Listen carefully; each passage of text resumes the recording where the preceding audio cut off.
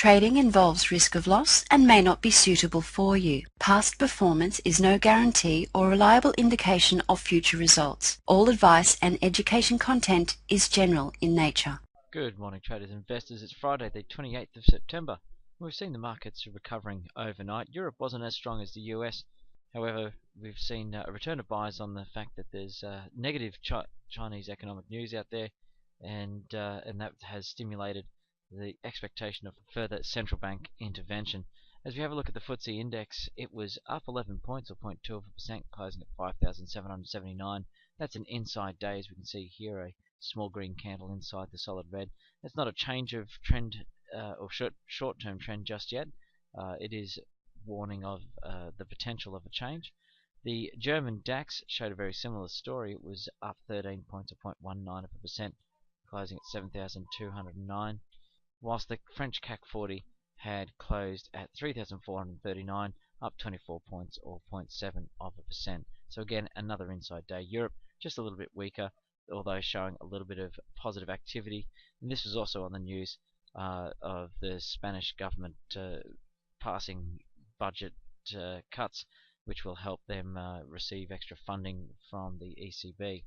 In the US, the Dow Jones had closed up 72 points or 0.5%. Much stronger movement there. We can see it is a short-term bullish reversal pattern, and we'll have to see if the buyers continue pushing the markets up on Friday. The Nasdaq had gained a whopping 42 points or 1.4%, closing at 3,136. We can clearly see that strong bullish reversal there, while the S&P 500 closed 13 points up or 0.9%, and it too had formed a short-term bullish pivot point. We've got strong resistance there at 1470, so if this market does continue to rally in the short term, we've got a lot of headway to get through there before that changes. This sent the VIX index down, and a little bit of concern there that the overall trend is continuing in a downwards fashion.